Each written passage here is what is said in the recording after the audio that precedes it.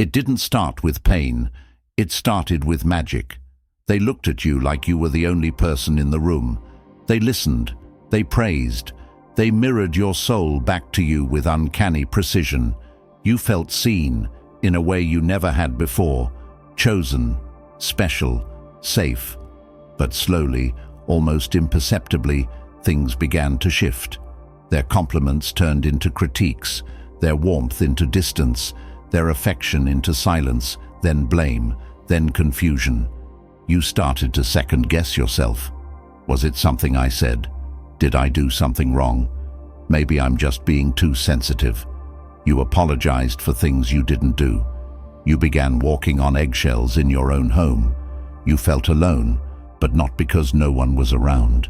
Because the person you trusted had become a stranger. And yet, you couldn't leave. Why? Because they weren't always cruel. Sometimes they were kind. Sometimes they were the person you first fell in love with.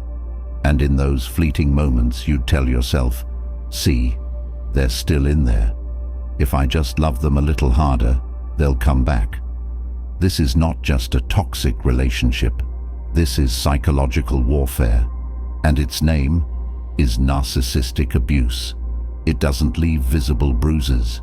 It doesn't scream in your face. It whispers. It manipulates. It confuses. It rewrites your story until you no longer trust your own voice. But here's the truth. You are not broken. You are not crazy. You are not weak for staying or for still missing them. You were groomed to doubt yourself, conditioned to need their approval, programmed to betray yourself just to keep the peace.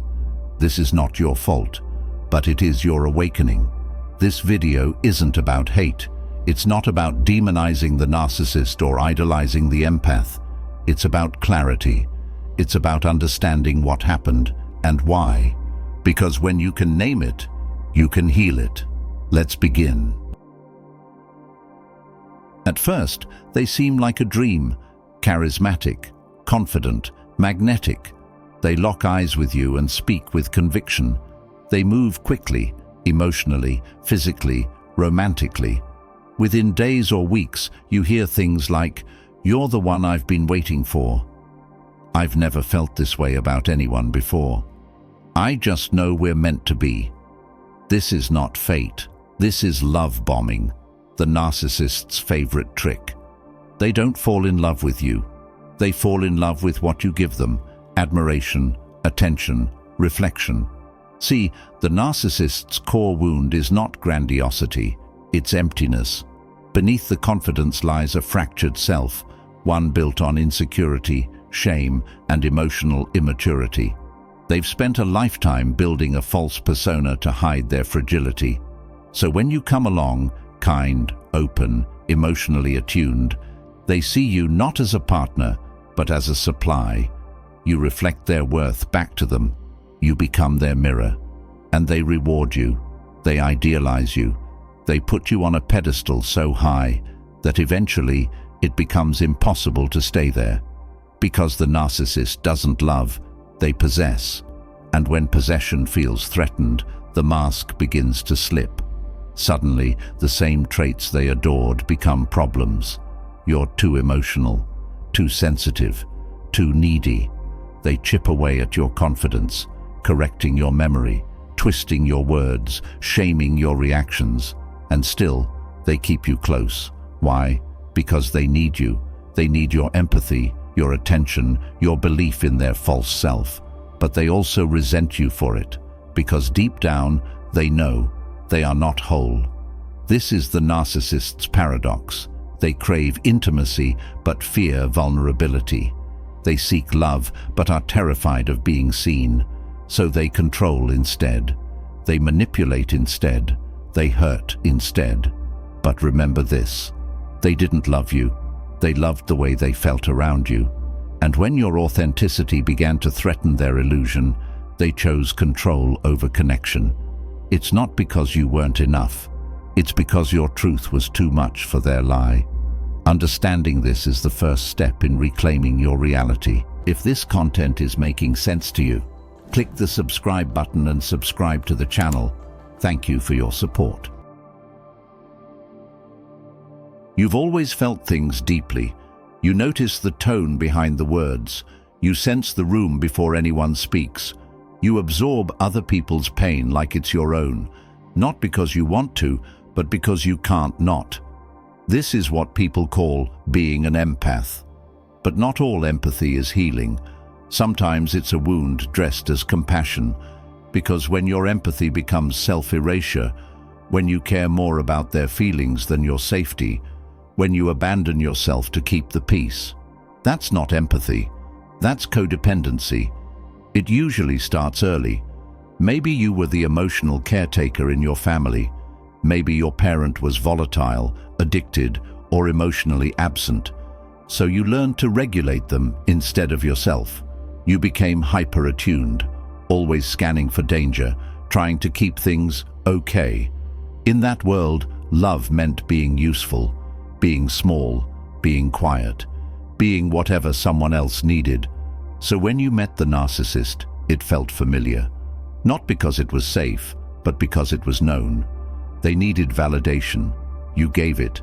They pushed. You softened. They withheld love. You tried harder.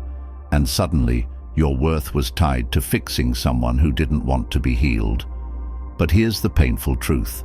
An empath without boundaries is a magnet for the emotionally unavailable. Because your openness becomes a portal, one they can step through to avoid facing themselves. You end up carrying the weight of two people, their shame, their insecurity, their chaos, and still you call it love. But love that requires you to disappear is not love. It's survival reenactment. You aren't here to rescue people from themselves. You aren't here to be drained in the name of being good. Your sensitivity is not a weakness, but it needs protection. It needs clarity.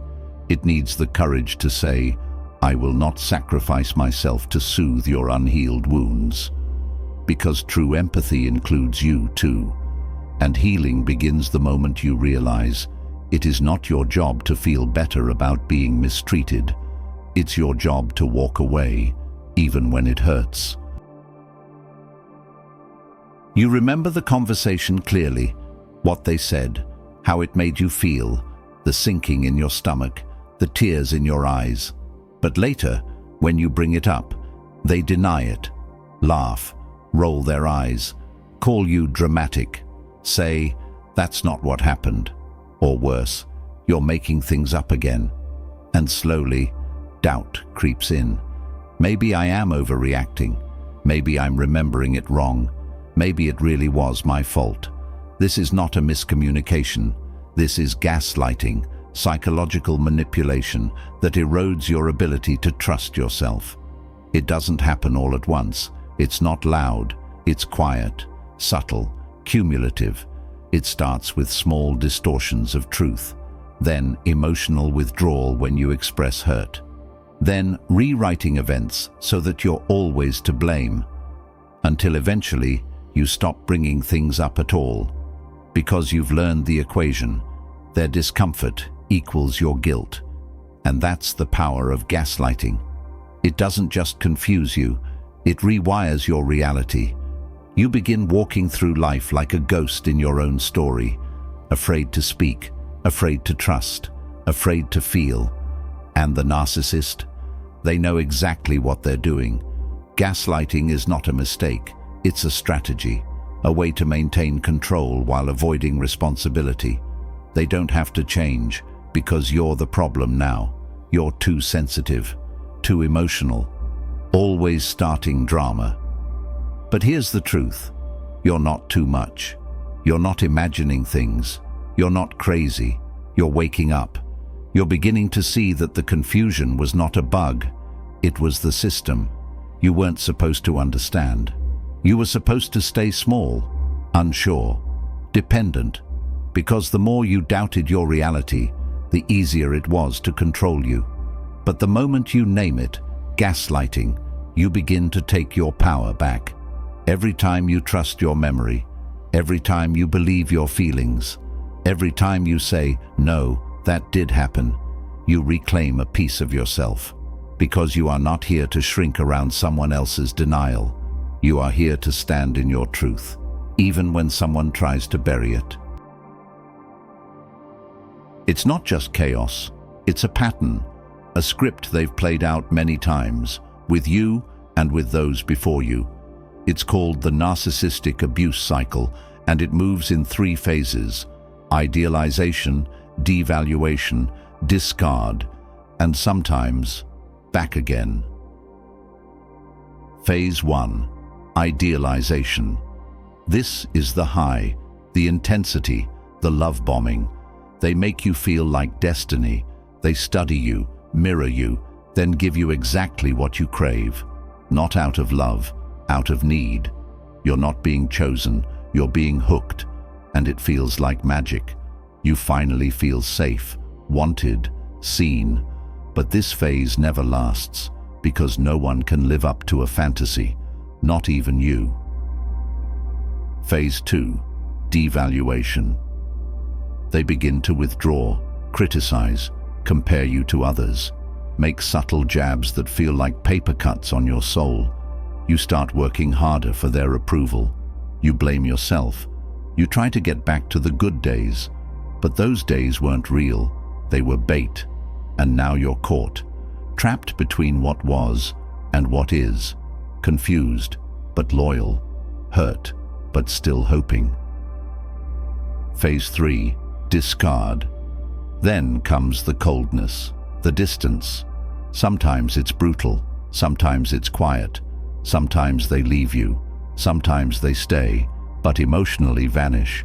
And just when you begin to reclaim yourself, they hoover, sucking you back in with false promises, fake apologies, or emotional crumbs, because they don't want to lose you, but they never truly wanted to keep you either.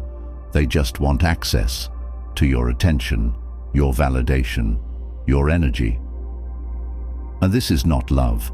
This is intermittent reinforcement, the same pattern that keeps people addicted to slot machines. A cycle of highs and lows so emotionally volatile, your nervous system can't tell the difference between passion and pain. But now, you can. You can step off the ride, not by changing them, but by seeing clearly. This isn't the story of star-crossed love. It's the story of psychological manipulation. And the moment you stop chasing the high they created is the moment you start breathing again. It's the question people always ask: why didn't you just leave?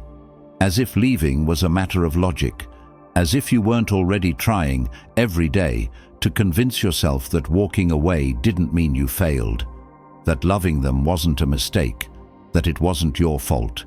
But you didn't stay because you were weak. You stayed because you were wounded. This is the heart of the trauma bond, an attachment formed not through love, but through survival. When someone gives you affection, then pulls it away. When they hurt you, then comfort you. When they break you down, then say, "I'm all you have." It creates a biochemical loop of fear and relief, pain and pleasure, the same pattern seen in addiction. You're not just emotionally attached, you're chemically hooked. And beneath that hook is something even deeper, an old wound. Maybe your love was unpredictable growing up. Maybe you were praised one day, ignored the next. Maybe affection was earned, not given. So when you met someone who mirrored that inconsistency, your nervous system whispered, "This feels like home." You didn't fall in love with them. You fell in love with the chance to finally get it right, to rewrite the ending, to earn the love you never received. But no amount of self-sacrifice will heal someone else's unhealed trauma. No amount of patience will turn manipulation into devotion. You stayed because you hoped, because you believed, because somewhere deep down, you still thought that if you just loved better, they'd change. But here's the truth. You were never meant to heal them. You were meant to heal yourself. And walking away, that wasn't betrayal. That was the bravest thing you've ever done. Because trauma bonds don't break with logic. They break with truth, with grief, with time, with the radical, heartbreaking act of choosing yourself, even when it hurts. You didn't fail the relationship. The relationship failed you, but you survived it. And now it's time to rise. Leaving isn't the end. It's the beginning. Because when you finally escape the grip of a narcissist, you're not just walking away from them. You're walking away from every version of you that made their abuse feel like love. And that's terrifying. You grieve. Not just the person, but the illusion, the fantasy of who you hoped they were, the future you imagined, the comfort of familiarity, even if it came wrapped in pain. This is where healing begins, in the raw space between who you were and who you're becoming. But make no mistake, healing is not linear. There will be days you miss them, days you doubt your decision, days you question your worth. But those are not signs of failure, they're signs of detox.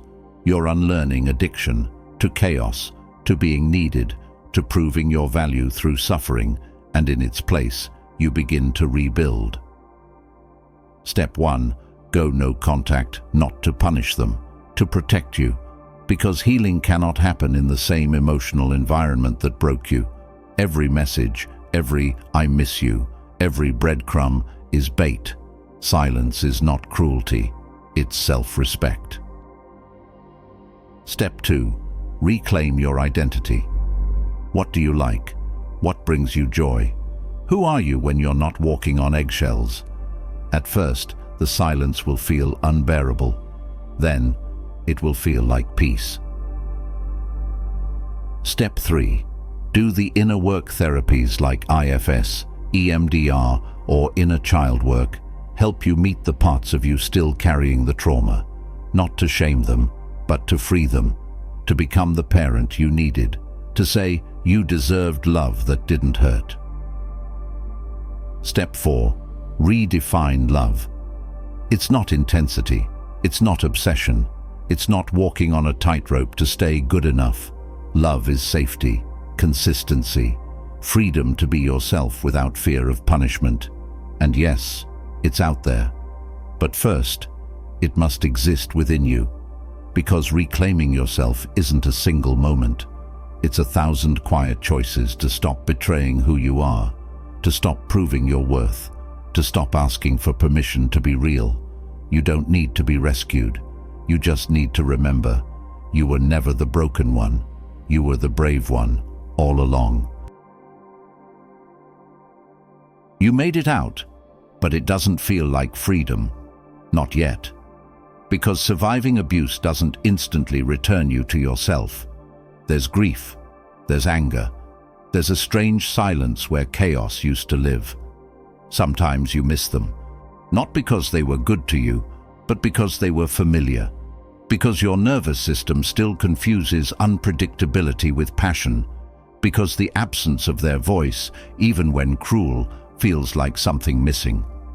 But let me tell you this, healing is not forgetting. It's remembering without reliving.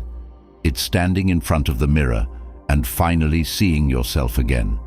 Not through their distortions, not through their criticisms, but through your own eyes. You are not the person who stayed too long. You are the person who finally chose to leave. You are not broken because you were hurt. You are powerful because you survived. And now, you rise, not in vengeance, not to prove anything, but in quiet, sacred reclamation. You begin to trust your own thoughts again. You stop justifying your needs. You build relationships rooted in reciprocity, not rescue. You find peace in your own company. You create safety from the inside out. And when love comes again, real love, you'll recognize it not by its intensity, but by its gentleness, by how it lets you breathe, by how it honors your boundaries, by how it never asks you to become smaller in order to be accepted. This is what wholeness looks like. Not perfect, not pain-free, but yours, honest, integrated, free. You were never too sensitive. You were never too much. You were just in an environment too wounded to meet you where you stood. But now, you meet yourself. You come home to the parts of you that were silenced. You hold space for the child who was ignored. You honor the adult who decided no more. And that's not just healing, that's power. So if you've been through hell, if you've lost yourself to someone else's darkness, if you're still untangling your worth from their story, just know this: you are not who they said you were.